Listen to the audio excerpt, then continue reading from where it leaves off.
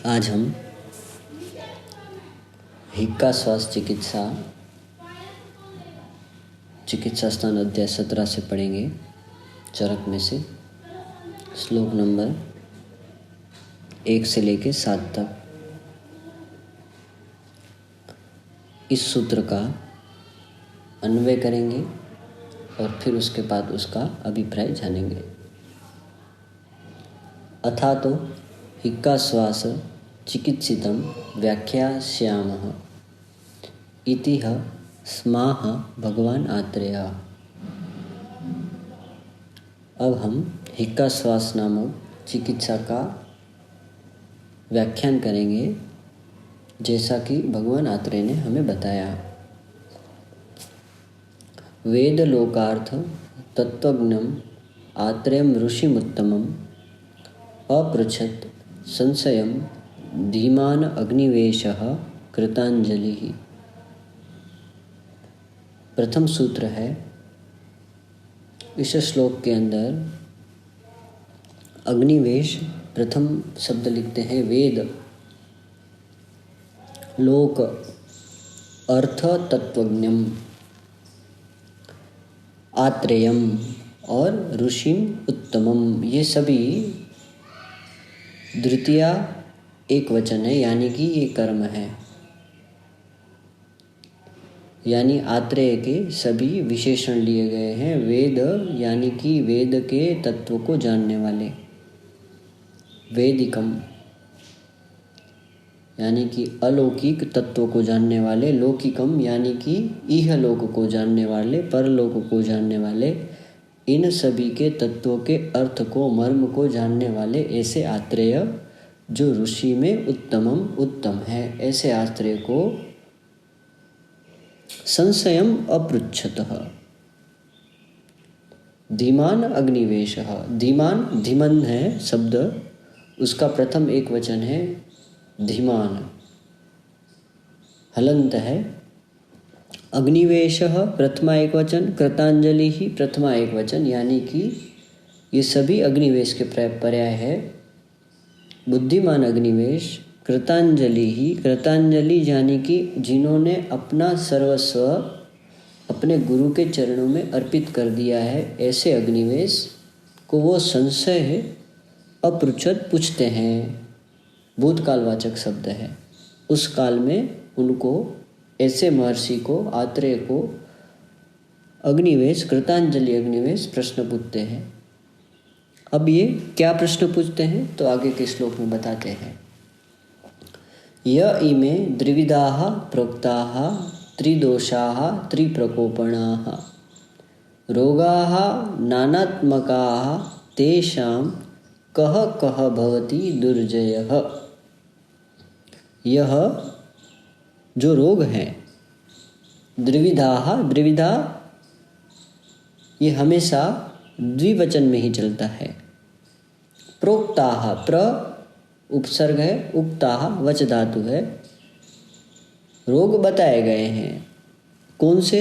2 प्रकार के रोग, जो रोग है जिनमें से सामान्य असामान्य भेद से, मृदु दारुण भेद से, नीच आगंतुक भेद से, इन सभी रोगों में जिनके कारण हैं दोष होते हैं, त्रिदोषाः, ये भी प्रथमा बहुवचन है।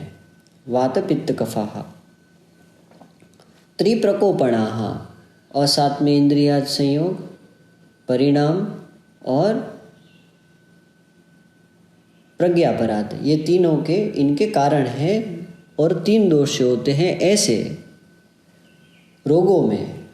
रोगाः ये भी प्रथमा बहुवचन, ये सभी इनके विशेषण हैं।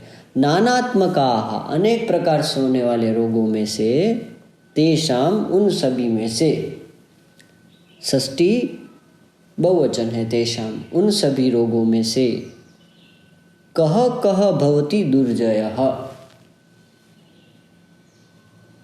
कौन कौन से ऐसे रोग भगवान जो होते हैं, जो दुर्जय होते हैं, जीतने में कठिन होते हैं। ये पहला वाक्य अग्निवेश ने पूछा। अब आगे, अग्निवेशस्य तद्वाक्यं श्रुत्वा मतिमतांवरः उवाचः परमप्रीतः परमार्थ विनिश्चयम्। अग्निवेशस्य, ये षष्ठी एक वचन है।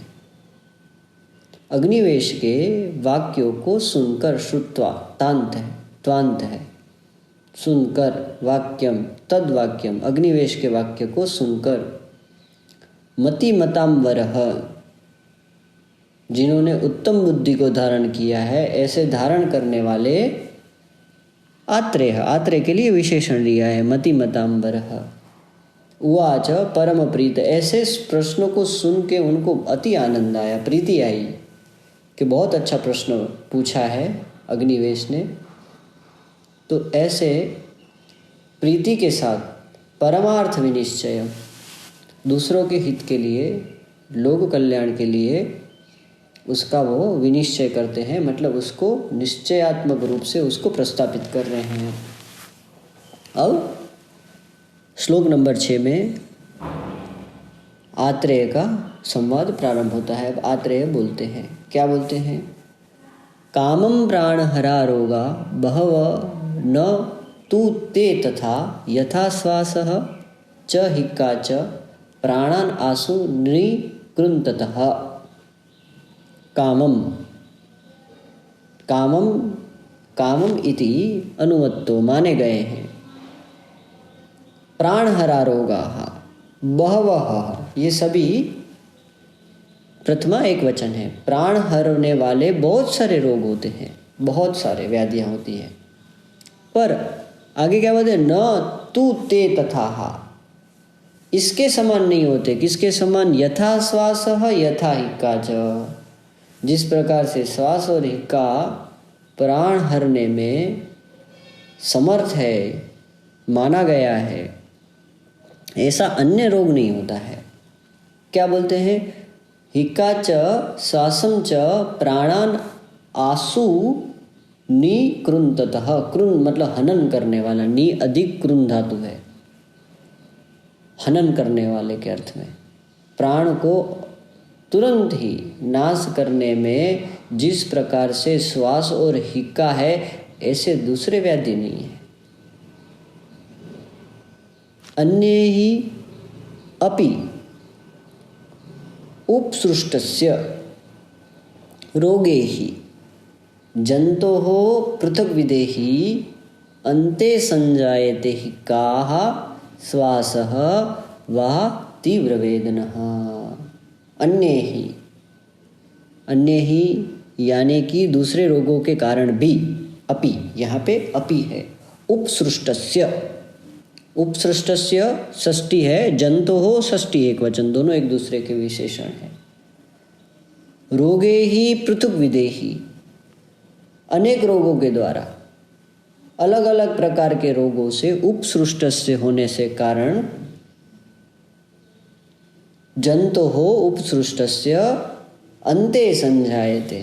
अब यहाँ पे अभिप्राय समझना हमें बहुत अनिवार्य है ये श्लोक का।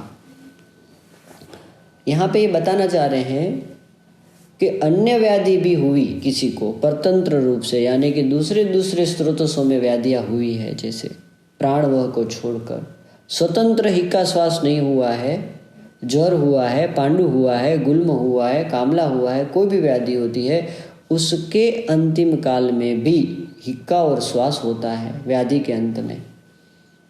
और स्वतंत्र रूप से हिक्का श्वास के निदान होने पर भी प्राणवश स्रोतों में अवरुद्ध होने के कारण भी हिक्का श्वास होता है, यानी कि अन्य ही उपसृष्टस्य रोगे ही पृथक विदेहि, सभी में अंत में हिक्का और श्वास होती है और ये तीव्र वेदन युक्त होती है।